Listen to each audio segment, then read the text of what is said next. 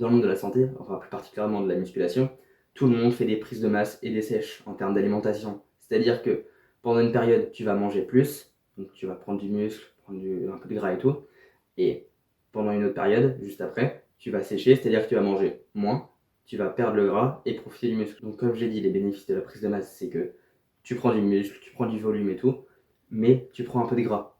Et c'est pas très esthétique. Bon, ça fait moins ressortir les muscles, mais t'es volumineux. Et le bénéfice de la sèche, c'est que justement, t'es sec et on voit tes muscles. Mais si tu pouvais avoir les bénéfices des deux cycles en même temps, c'est-à-dire que tu pourrais prendre du muscle en restant sec. Personne ne dirait non à ça, ça t'éviterait de prendre du gras, ça t'éviterait de t'affamer. Eh bien la solution pour ça, c'est pas de faire je sais pas quoi, genre un léger déficit calorique ou un maintien calorique. Non, c'est tu respectes tes signaux de satiété. Donc oui, si tu manges de la merde, si tu manges McDo, si tu fais ça avec de la malbouffe, oui, tu vas prendre du gras, et là tu seras sur une prise de masse classique.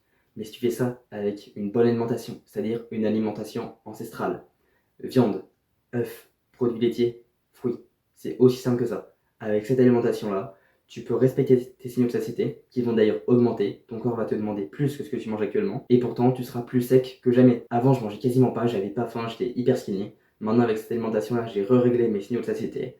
Je peux manger 3300 calories dans une journée, et je suis aux alentours de 10% de masse grasse.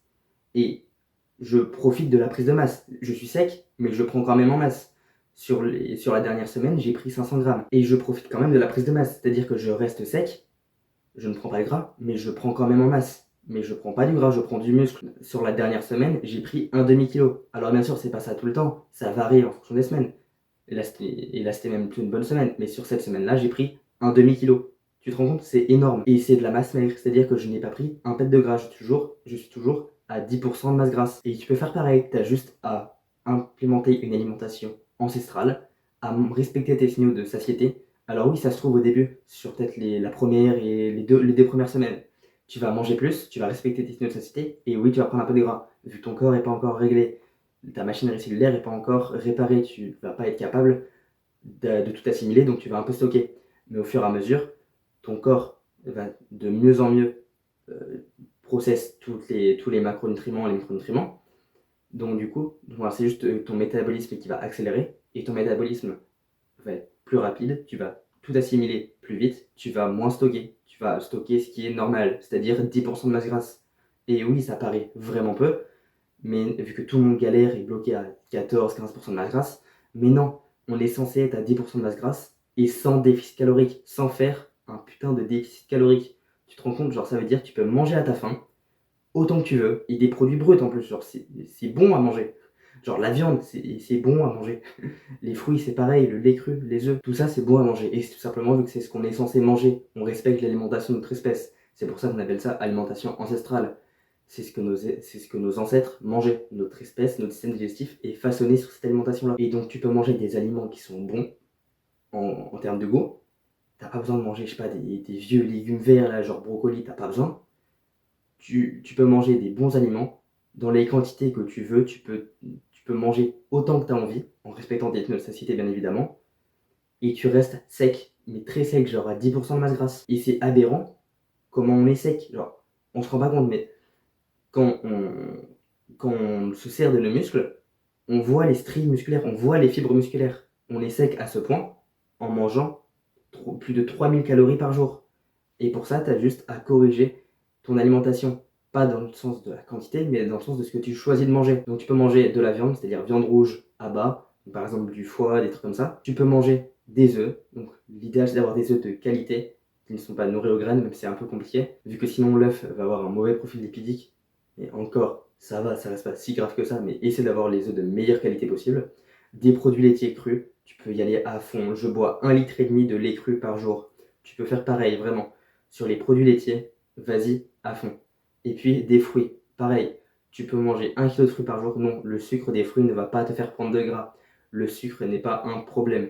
C'est tous les édulcorants qui vont avec dans les produits industriels le problème. Donc tu peux vraiment bulk sur une bonne alimentation et tu n'auras pas besoin de cut. Donc tu vas bulk en restant sec. C'est pas magnifique ça? Et si tu cherches à optimiser ta santé pour avoir des meilleurs niveaux d'énergie au quotidien, et vraiment tu peux me croire, tu sous-estimes le niveau d'énergie qu'on peut avoir. Vraiment, c'est incroyable la différence entre une personne en mauvaise santé et une personne en bonne santé. La différence est flagrante. Quand tu fais la transformation, tu as juste 2-3 fois plus d'énergie au quotidien. Tu as envie de bouger partout, tu peux faire tellement de trucs. Et donc, si tu as envie d'optimiser ta santé, d'améliorer ta santé, tu peux aller jeter un œil à la communauté dont je mets le lien en description. Je travaille dessus en collaboration avec mon frère. Dedans, il y a le résultat de centaines d'heures de recherche sur le thème de la santé. Donc, on parle d'alimentation, de sommeil, de tout ce dont tu as besoin.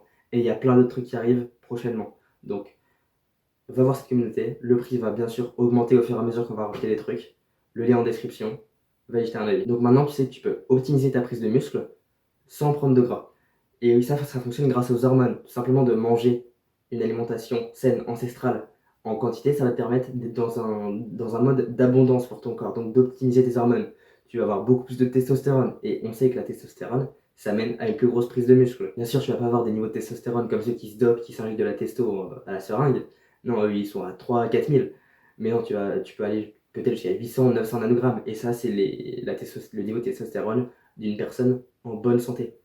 Donc juste en améliorant ta santé par une bonne alimentation, tu n'auras plus besoin de faire de sèche. Tu vas tout le temps être en bulk, en prise de masse, et tu ne prendras pas de gras. Tu auras juste l'effet de prise de muscle qui sera encore plus efficace vu que tu ne vas pas ruiner tes hormones avec une mauvaise alimentation bourrée de toxines. Non, tu vas avoir une bonne testo qui va te permettre de prendre encore plus de muscle que sur une prise de masse classique. Tout ça en restant sec. Vu que oui, la testostérone nous fait aussi rester sec. Donc bref, maintenant tu sais comment rester sec tout en prenant du muscle. Abonne-toi, salut!